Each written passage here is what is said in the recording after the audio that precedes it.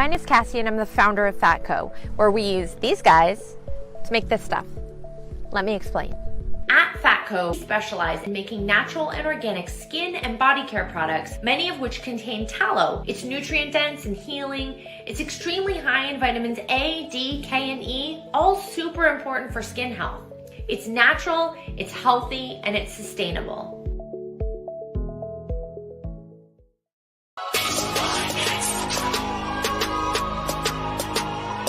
The fact that people are saying, oh yeah, when you're finals MVP, you are now the best player on the planet, to me, that makes no sense whatsoever.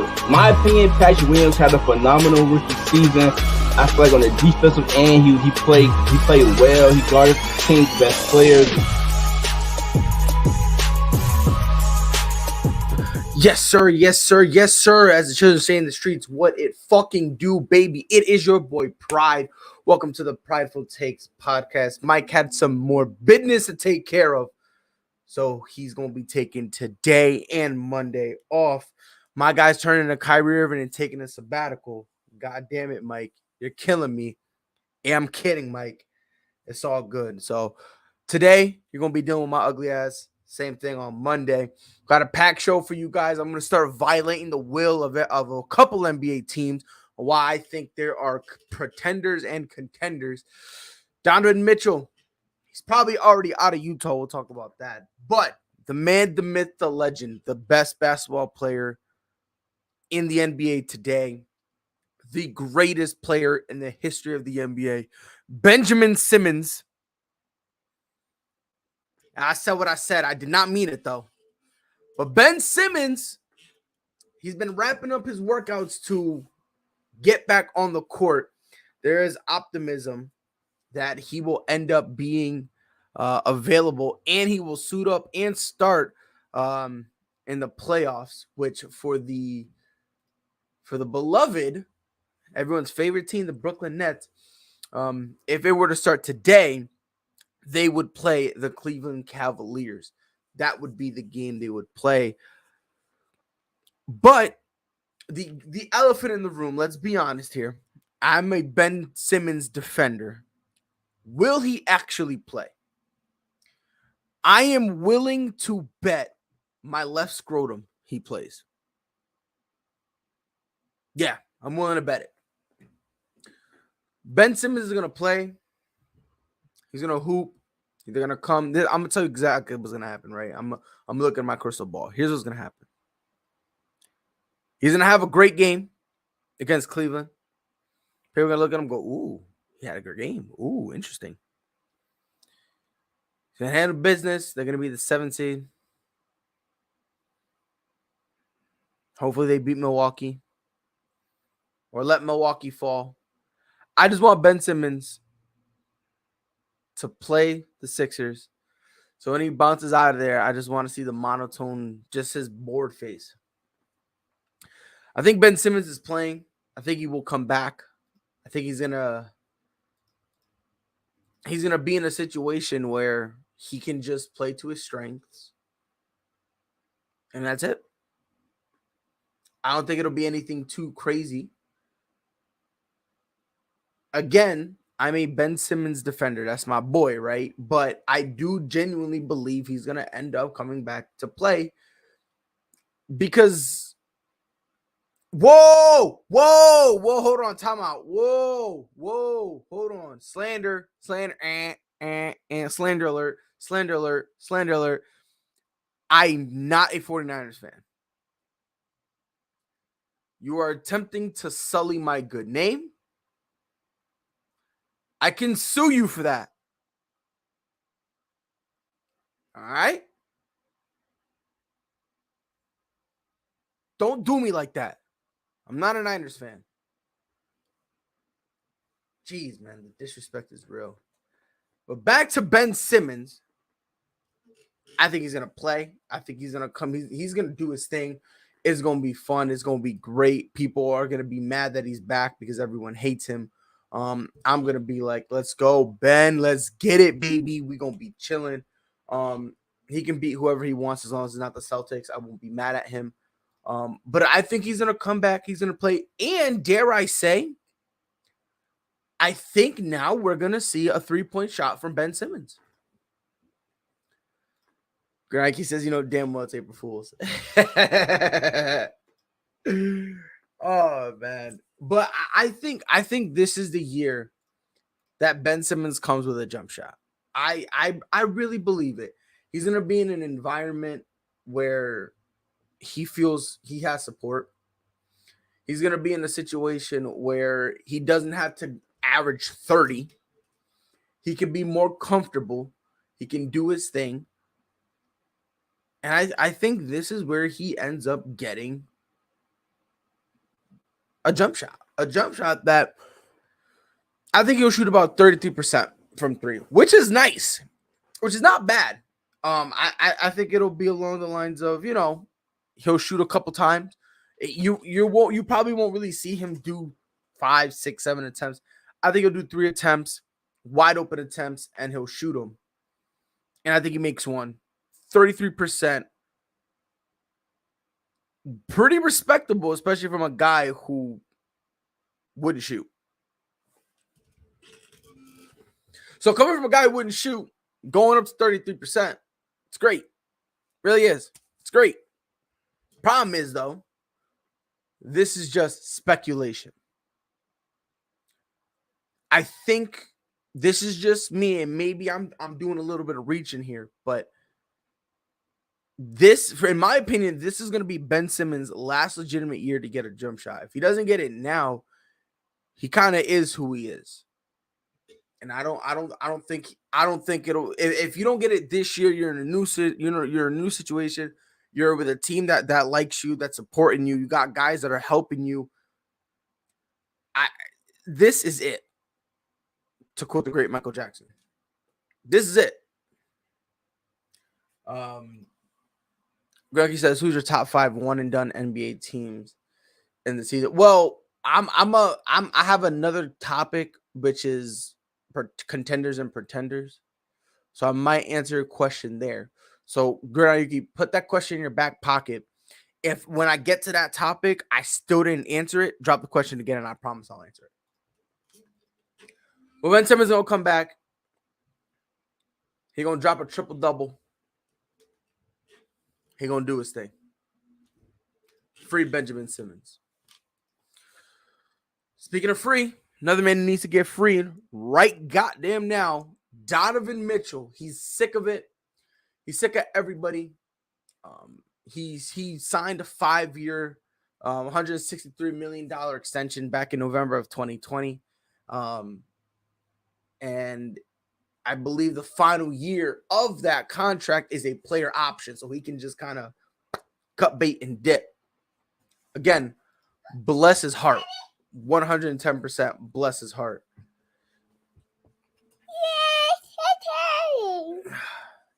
It's crazy how now she wants to be nice to me, because this morning she was being so rude, and now all of a sudden you want to be nice. Hi, baby girl. How are you? Hi. You doing good? Yeah. All right, go to mommy, okay? As I was saying before, I was so rudely interrupted. Damn, I'm getting attacked by my girl too. Sheesh. It ain't safe out here for a pimp. It ain't safe. He says, nah, Dono is afraid of that toxic fan base. I don't even think it's the fan base, though. In my opinion, I don't think it's the fan base. What I really think, I don't think it's fear. I think he's just mad. I think he's just sick of it. Like, think about it. The Utah Jazz, they're basically making the same mistake the Portland Trailblazers made, where they're going to war with the same stuff over and over and over again, and they're scared to change anything. And since Donovan Mitchell is witnessing live and in person, he's witnessing what's happening with Damian Lillard. He's seeing that. And now he's like, hold on, timeout. I see the same thing happening with me. What am I supposed to hold on? Let me breathe for a minute, because I'm starting to see the same exact thing happen. I think that's where Donovan Mitchell is. I don't think it's the fan. I know there are some people who do believe it's the fans. Could it be? That's a legitimate possibility. But if I had to put my money on it, I don't think it's the fans. I just think it's more along the lines of, hold on, timeout. Y'all want me to go out here and basically I got to play near perfect basketball only for us to get swept in the second round. Like, I think that's really what it is with him. And I don't blame him. Look, I've been consistent with this. I think being loyal to one team, I've said this from the beginning, it's overrated. It's overrated. 110%. It's extremely overrated. Green says, where do you see Donovan Mitchell going? Well, here's the thing with that. He's got like 3 more years. So a lot of things could potentially change. If things remain the same now, if James Harden leaves, I can see him going to Philly. Brooklyn, depending on, the whole Kyrie Irving situation, the whole Kyrie Irving, KD, Ben Simmons type of thing. If they don't want to run it back or they don't want to be with each other, whatever. I think maybe Dallas. I do like him. Or if he still wants to be that guy, I wouldn't recommend this, but a lot of people believe New York. Now, if I'm Donovan Mitchell, I don't go to New York, because if you think the Utah Jazz are doing stupid stuff, then New York is handicapped. They wear helmets. Like, it would be the dumbest thing for you to do. If I'm Donovan Mitchell, I'm going to go to a team where I can have a nice, solid 1-2 punch with somebody. I'm going to go to a situation where it's like I can basically be the guy that puts this team over the hump. Like, that's what they're going to need to do, regardless. Maybe Milwaukee. I could potentially see that. I think I already said Dallas, him and Luka Doncic. Same thing with the Grizzlies, him and John Morant being a nice little 1-2. But I said what I said and I meant it. But for me, it's just, maybe it's just me, but I just don't see Donovan Mitchell staying with the Utah Jazz. I'll be surprised if he even makes it past his contract. I don't think he's making it past his contract. I think next year you're going to start hearing rumors about him getting shopped. And then so I think next year, 2022, 2023 season, we're going to start hearing the rumors of him being shopped. 2023, 2024, there's going to be a legitimate deal on the table, but it's going to fall apart. I think 2024, 2025, that's when he gets traded, because you have Donovan Mitchell still playing great. Couple that with the fact that you still have him for that year, and then you can pick up that player option for the 2025-2026 season. I think that's how it'll be. I do not think Donovan Mitchell's staying. I don't think he makes it past his contract. I don't think so. If he does, God bless him. God bless him. God bless him. But we also got to remember, he'll be 29. He'll get paid that big money. If he continues pooping how he's been hooping, he'll opt out, and he'll opt out. He'll get paid that big money, and I don't blame him for it. I don't blame him. I don't want him on being Utah either. Who wants to be in Utah? Come on, bro. Do better. Do better. Final topic of the day: contenders and pretenders. I've been yelled at because of who I think are some contenders and some pretenders. I've been yelled at. I don't know why I'm getting yelled at, but whatever. So for me, okay. So when I finish this topic, I'm gonna do all the questions. I'm gonna actually give my thoughts on that, on Todd Bowles replacing Bruce Arians. I was hard on Todd Bowles before, but I'm doing some soul searching. I changed my tune, but I promise I'm gonna touch on that in a little bit. But in terms of the contenders and pretenders, In terms of let me start with the contenders, obviously. Let's just get this one out the way because this one's going to be easy. Phoenix Suns, Memphis Grizzlies, Dallas Mavericks. I think those three are legit. I think I want to put Golden State, but I'm kind of worried about the injuries. I'm putting them on the fence. That's the West. For the East, you could say Milwaukee. I think Boston has a shot. I think we have a puncher's chance. Philly also has a puncher's chance. It really comes down to James Harden. What are you going to get with him? And Chicago is my iffy team because, again, with those injuries, it's not like you're just twisting an ankle. You're just twisting your ankle and you're out a game or two. Like, these guys are missing like 3 games in a row to come back to play 2 to miss 5 to come back and play 8 to miss 16. Like, it's just it's like a revolving door. Now, for the pretenders, this is where people get mad at me. So for the West, obviously Utah Jazz, they're mid. They're just not. You're going to war with the same stuff over and over and over again. It's just not gonna work. If you don't believe me, that's fine. Go ask Portland. By the time they wanted to make a move and trade CJ McCollum, they hardly really got much for him to the point that they look even dumb for even trading him. And then B, it's still not even going to be enough to make sure Damian Lillard still has something. So, oof, as the children say. So you got that. Denver Nuggets. I put them in the position with the Warriors and the Chicago Bulls. More so with the Nuggets because Jokic's 2 best players are out. For him to keep them at the 60 out of the play-in, bless his heart. I don't know how he does it, but bless his heart. I'm not even going to talk about the play-in teams because you got Minnesota, definitely pretenders. They're just a placeholder.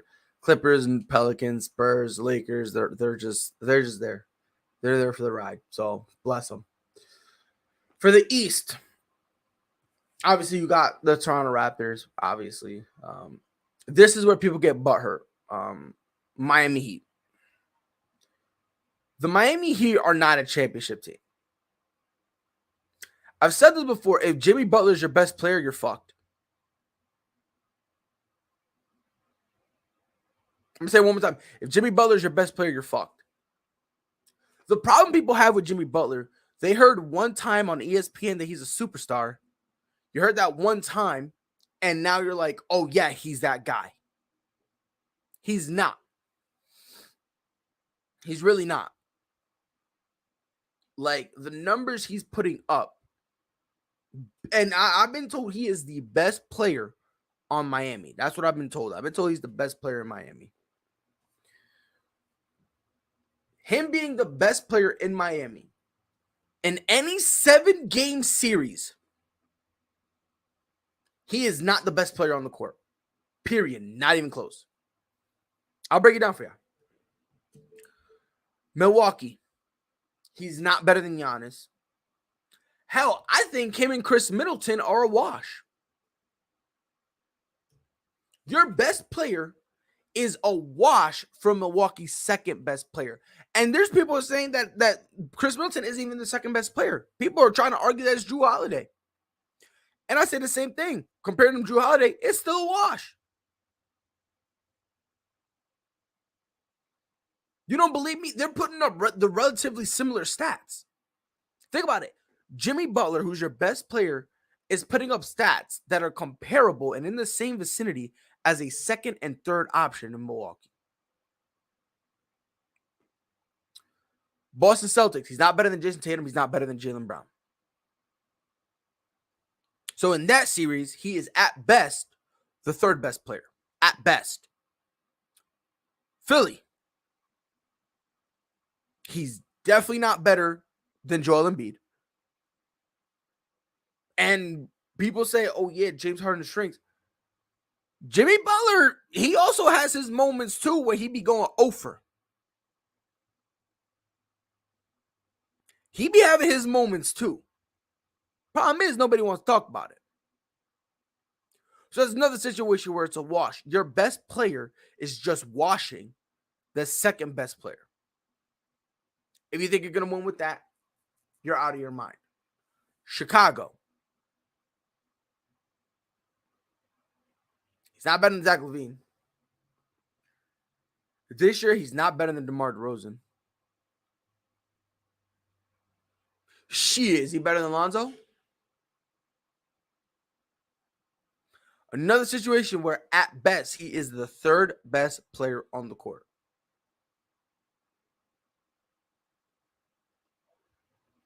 Third best. Now, that seeds 2 through 5. Now, the 6 seed, Toronto, maybe. Maybe they could do something with Toronto. Says before, if they meet Brooklyn in the first round, they're getting swept. And this Miami Heat team, all they are literally just, without a shadow of a doubt, they are just another Utah Jazz that we saw a couple years ago, where they were the number 1 seed, but no one cared. They're just like the 2015 Atlanta Hawks. Number 1 seed, no one cared. They're just like, what was it, the 2017? No. I think it was like the 2018 Boston Celtics. Well, we had Isaiah Thomas. We were the number 1 seed. No one cared. Why? Because we weren't going to do shit. That's all this team is.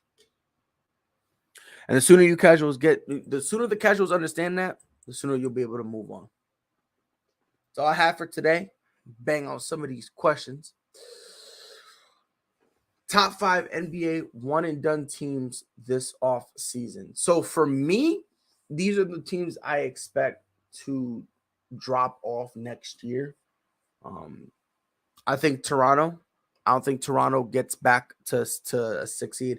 Maybe playing, but I do see them taking a fall. And believe it or not, I think depending on how the postseason plays out for Philly, I think Philly could be in that situation as well. Because again, if it doesn't go well and you lose, think about it now. You lose James Harden, you're now in an awkward position where not only you lost James Harden, but look, you also gave up Andre Drummond, the best backup center in the league. Ben Simmons, but again, Ben Simmons really wasn't playing, so you're not really giving up nothing. And Seth Curry, which, yikes, right? So I think Philly could potentially be in the one and done in terms of being a top seed and perhaps even falling down, because it all really depends on what happens. Does James Harden stay? And let's say James Harden leaves, what do they replace him with? If they're able to pull something out, and let's say they get Donovan Mitchell, then obviously they'll be fine, right? But again, until something like that happens, being a one and done, it's questionable for Philly. It really is, because there's a lot of things that need to fall in place, right? Another team, I think Cleveland. Obviously, I think next year they're going to kind of dip down a little bit. I like the young team. I think they just need to kind of find themselves a little more. I think next year is when they're going to start really establishing some type of pecking order. They're going to figure out what are you going to do with Colin Sexton? Are you going to try to bring him back so that we can make him a tradable asset, or are you just going to let him walk? That's going to be something very interesting to see.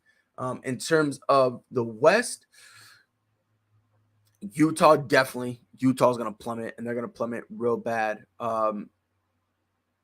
I also think Minnesota, them being 7th, I think that's an anomaly. I think that's an aberration. So I think they're going to end up falling. I think the Clippers are going to end up going up because obviously you got Paul George coming back, and on top of that with Kawhi Leonard, I do expect him to, be in the play-in, especially with Utah falling down. There's going to be a wide open spot, which I don't see the Lakers picking up that spot. I don't see the Timberwolves, Pelican. I don't see the only other team I can see picking it up would be a healthy Clippers team. So with all that, yeah, there's a couple, but it's not looking good. Greg, yes. What do you think about Todd Bowles replacing Bruce Arians? Here's what I think about it. So, if you guys remember, when we were talking about the whole Jacksonville Jaguars head coaching thing, and they went and got Todd Bowles, I said Todd Bowles is not a good head coach, but he was a good defensive coordinator. And I did say that because of what happened with the with the Jets, that kind of made me think that way, right? And then I really actually took a step back and started thinking, and I think I was just giving him a bad rap. This is going to be his second head coaching stint with talent. It's going to be with talent, and on top of that, you don't need Todd Bowles to do everything. You have Tom Brady who could run the offense. I think their dynamic is going to be a Tom Brady, Bill Belichick-ish type of dynamic where even though Bill Belichick is the head coach, Todd Bowles is the head coach, they're both defensive gurus, right? They both understand defense and they're good with it. They're going to worry about the Todd Bowles going to worry about the defense. Tom's going to worry about the offense, and occasionally they'll come and talk to each other and say, all right, what do you see? What adjustments we got to make? Blah, blah, blah, blah, blah, whatever the case may be. But that's what I think it's going to be. I don't mind it. And on top of that, it's not like Bruce Arians is disappearing. He's going to take a front office job. So it's like if Todd Bowles really needs to ask any questions, you still got Bruce Arians there. So to be honest, I don't mind it. Another question says, AB says he won't do his foot surgery unless a team picks him up. Thoughts on this? By far the dumbest thing I've ever heard in my entire life. No team is going to want to pick up an injured asset. They're not going to want to, right? Like Odell, there are teams right now who, and he already had the surgery, but they're going to be coming at him weary, right? Because they're like, ooh. And for me, and maybe it's just me, but if you say I'm not gonna do it, I'm not gonna but for you to sit there and tell me, let's say I'm a team, right? And you're gonna tell me I refuse to get surgery until you sign me. You basically just told me you want to retire.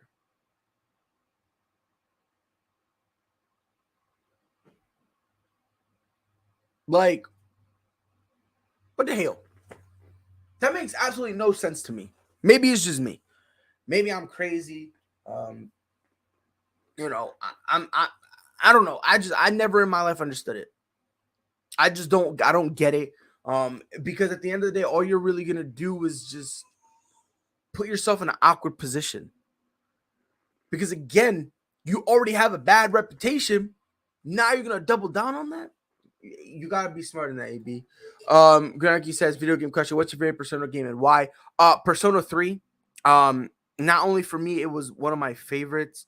But it was, if I'm not mistaken, I think it was one of the first Persona games to do like the social links, which I always thought was nice. I do like games that have the social links because it gives you more things to do, but at the same time, it's like it kind of does change like the relationship you have with people, which is funny because later down the road you might need those people, and because the your social rep with them isn't that high, could make a different outcome for whatever you have to do, whether it makes a boss more difficult, whether it ends up getting a different ending, whatever the case may be. So for me, it's Persona 3.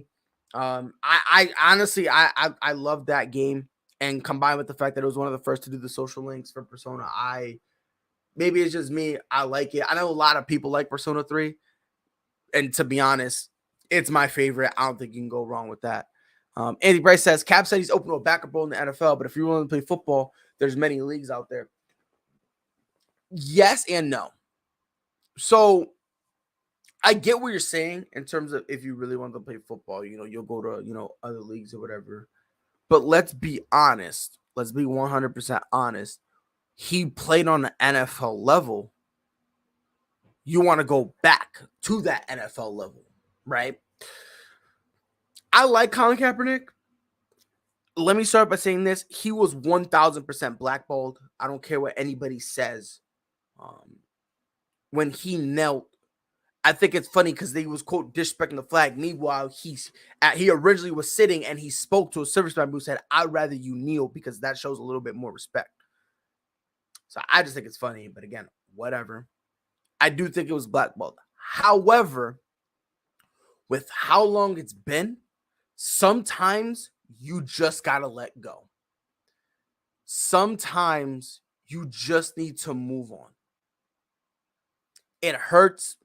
Some people don't want to, but regardless, there are times where a chapter in your life is just closed. And that's just the reality of the situation. Tim Tebow wanted to keep playing in the NFL, and he kept after his whole thing with the Broncos, he went to Philly. He went to the Eagles. Then he tried to tie it in with the Jacks. And it all failed. Why? Because his time as a football player just is gone. That's just the reality of it. And Colin Kaepernick now is in that category. Let me say this again. Was he blackballed? 110%. If you don't think he was blackballed, I don't know what to tell you. But right now, I just think football is just done. Like, I understand you want to come back, but that football chapter of your life in terms of playing, it's over. It's done. It's done. And I think he's kind of struggling with that. Like, he's like, half of him kind of knows it, which is why he's settling for the backup role.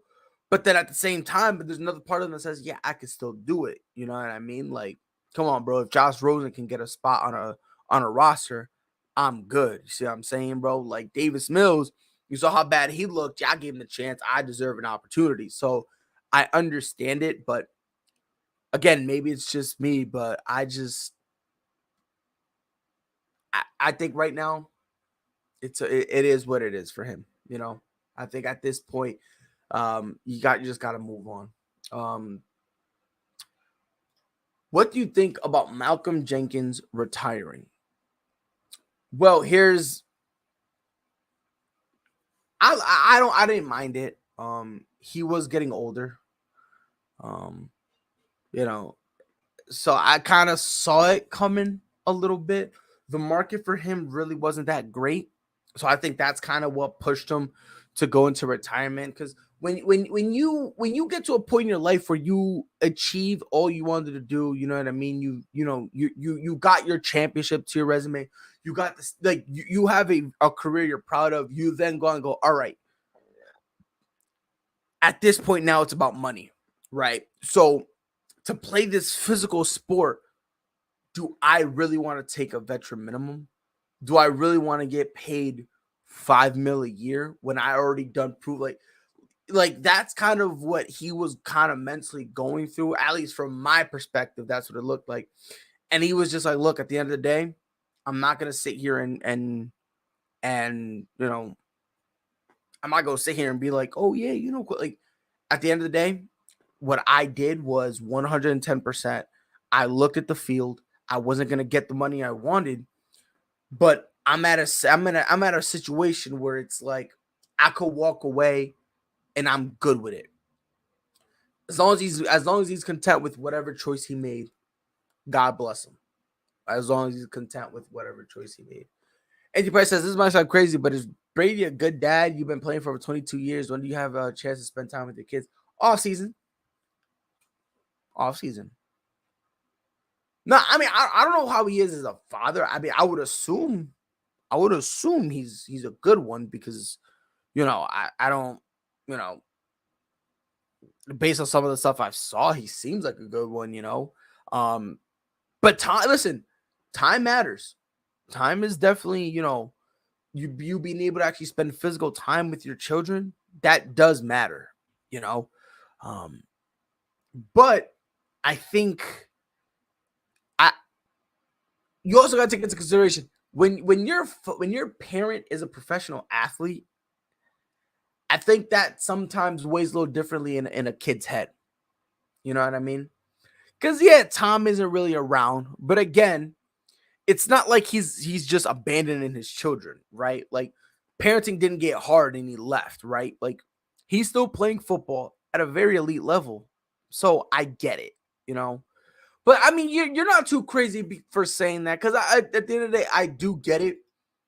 As you know, I got 2 kids, right? So it's like you do need to be able to spend some time with them.